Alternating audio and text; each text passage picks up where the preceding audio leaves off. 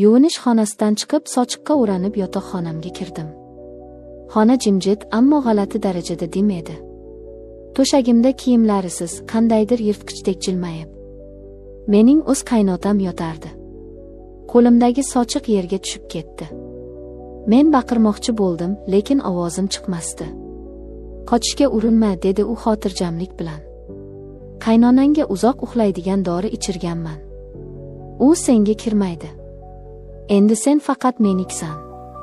O'sha tunda mening qizlik, kelinlik, insonlik g'ururim abadiy tuproqqa qorildi.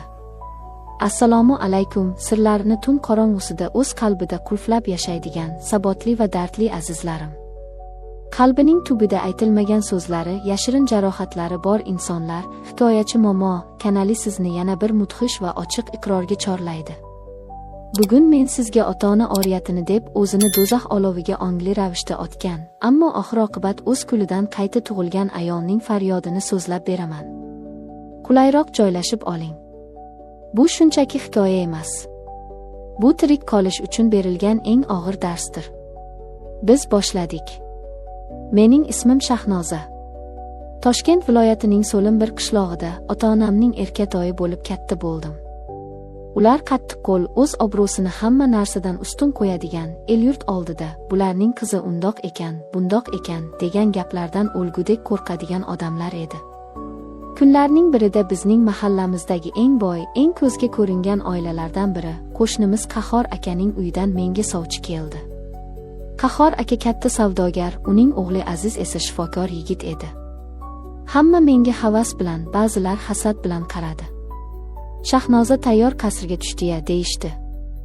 Ota-onam darhol rozi bo'lishdi. Men qandaydir xavotirda bo'lsam-da, ular oqil, o'qimishli odamlar, yomon bo'lmas deb o'yladim. Tez orada juda katta dabdabali to'y bo'lib o'tdi. Men Aziz bilan yaxshi munosabat o'rnatdim, u juda sokin va e'tiborli yigit edi. Ammo bizning baxtimiz, asalli kunlarimiz atigi 3 oy davom etdi. Azizni mutaxassisligini oshirish uchun uzoq muddatga Germaniyaga o'qishga yuborishdi. U ketsa ham, men qaynota-qaynonam xizmatini qilib, duo olib o'tiraman, deb soddalarcha kutib qoldim.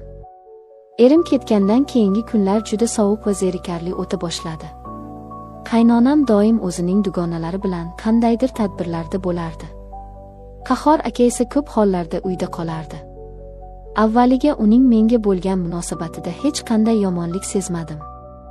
Ammo vaqt o'tgan sari uning nigohlari og'irlashib, har bir harakatimni, har bir nafasimni g'alati ehtiros bilan kuzatayotganini his qila boshladim. Men o'zimga o'zim, yo'q, sen adashyapsan, u sening qaynotang-ku, yoshingni otangdek odam deb uqtirardim. Lekin inson qalbidagi shayton qachon bosh ko'tarishini hech kim bilmas ekan. Noyabr oqshomlarining birida uy ishlari bilan qattiq charchadim. Havo sovuq, yomg'irli edi. Barcha ishlarni tugatib, yotoqxonamdagi yuvinish xonasiga kirdim. Issiq suv ostida charchoqlarimni chiqarib, ancha vaqt qolib ketdim. Suvning shovqini tufayli tashqaridagi hech qanday ovozni eshitmadim. Sochlarimni artib, xalatimga o'ranib, yotoqxonaga chiqdim.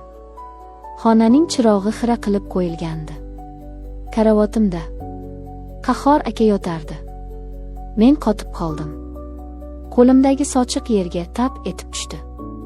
Badanimdagi qon go'yoki muzlab qolgandek bo'ldi. Men avvaliga tushunmadim, balki kasal bo'lib qolganmikin, adashib kirib qoldimikin degan ahmoqona o'y o'tdi xayolimdan.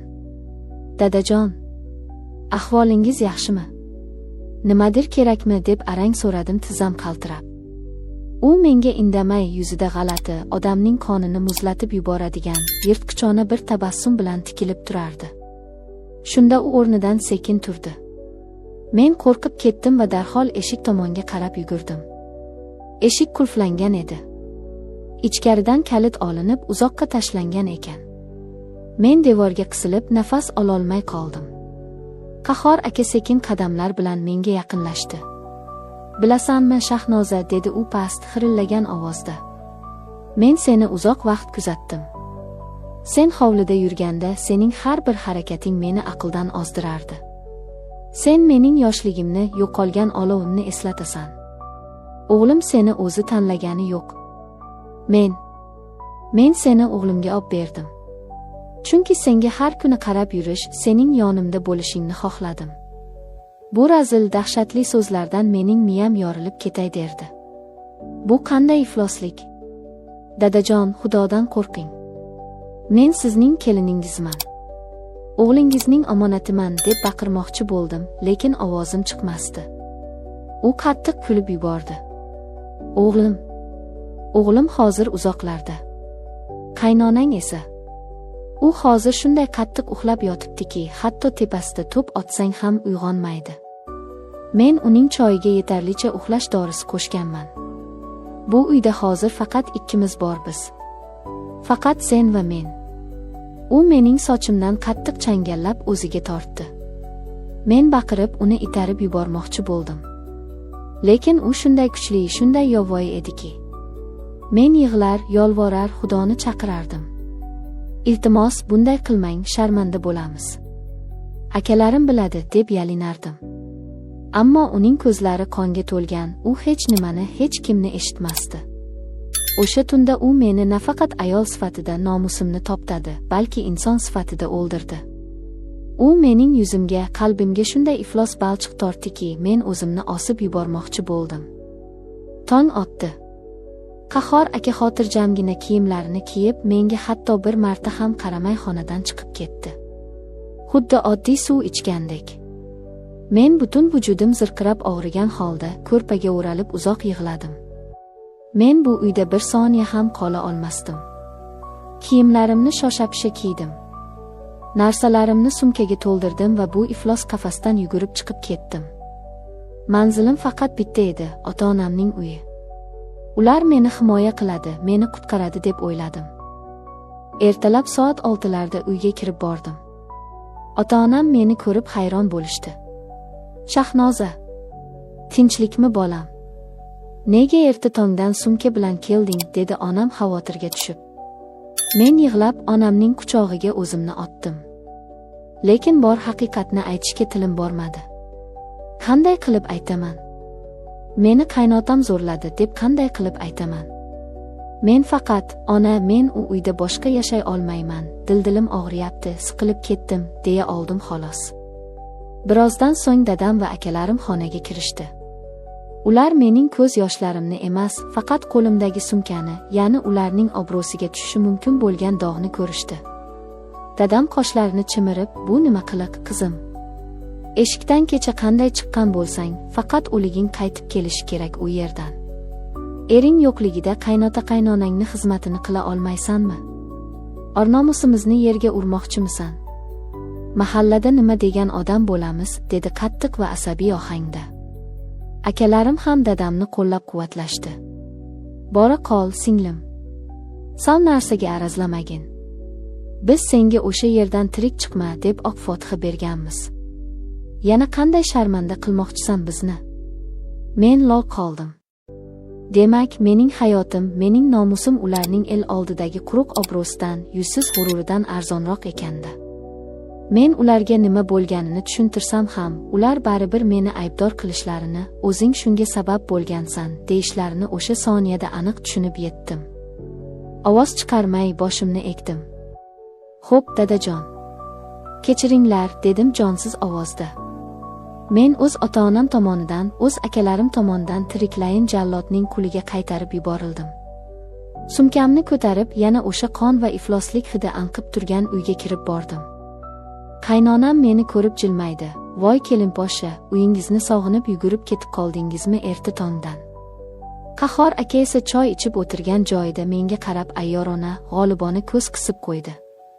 U mening hech qayerga bora olmasligimni, mening ortimda hech kim yo'qligini mendanda yaxshi bilardi. O'sha kundan boshlab mening hayotim muntazam ravishda davom etadigan do'zaxga aylandi. Qahhor aka meni qo'rqitib, doim qaynonamga uxlash dorisi ichirib, meni o'zining yashirin o'yinchog'iga aylantirib oldi. Men tirik murda edim. O'zimdan nafratlanardim. Kunlarning birida men o'zimda o'zgarish sezdim. Men homilador edim, lekin Xudoning o'z hisob-kitobi bor ekan. Aziz o'qishdan muddatidan oldin kutilmaganda qaytib keldi. Uyda hamma xursand. U meni sog'inganini, meni quchoqlab mehribonlik qildi. Keyin esa U mening homilador ekanligimni bildi. Aziz qotib qoldi. Uning rangi oppoq qog'ozdek oqarib ketdi.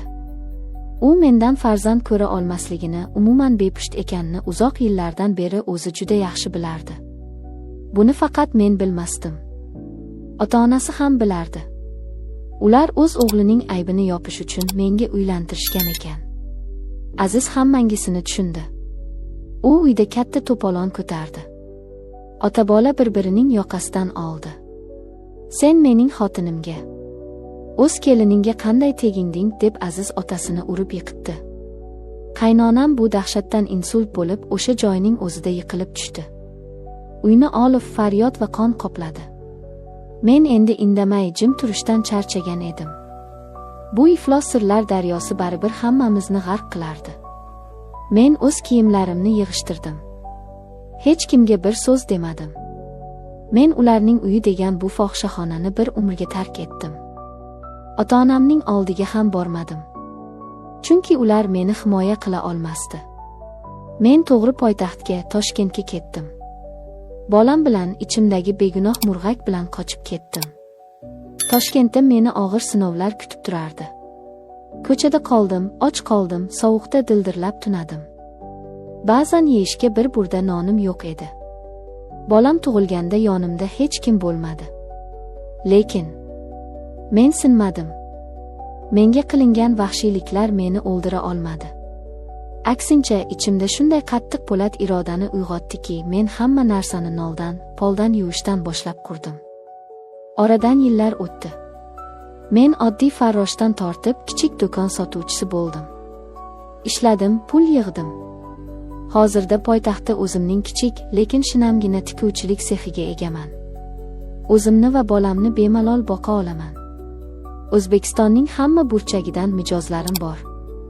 Men endi o'sha kaltak yeb, yig'lab o'tiradigan Shahnoza emasman.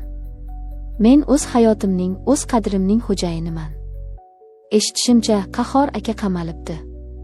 O'z qilmishlari uchun emas, qandaydir moliyaviy jinoyatlar uchun.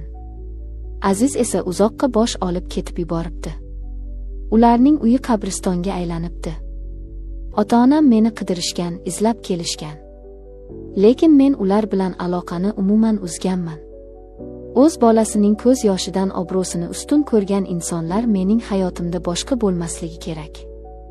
Aziz ayollar, opa-singillarim, sizlarga yuzlanib aytaman. Jamiyatning uyat bo'ladi, nima degan odam bo'lamiz, degan zaharli so'zlari uchun hech qachon o'zingizni, o'z insonligingizni qurbon qilmang. Hech qaysi an'ana, hech qaysi qoida sizning nomusingizdan, sizning erkinligingizdan ustun turmaydi. Sabr qilish bu o'zini xo'rlatish, gunohga rozi bo'lish degani emas. Siz ojiz emassiz. Sizda qanchalar katta kuch borligini faqat qora jarlikning tubiga tushgandagina bilasiz. Va o'sha kuch sizni yorug'likka tortib chiqadi. Agar mening hayotim, mening bu qonli va nurli yo'lim sizga qandaydir kuch bergan bo'lsa, videoga like bosing va kanalimizga obuna bo'ling. O'z dardlaringizni, fikrlaringizni izohlarda yozib qoldiring. Bu shunday ahvolda qolgan minglab ayollar uchun najot bo'lishi mumkin. Hech qachon o'z qadringizni tushirmang. Oldinga yuring va faqat g'alaba qozoning.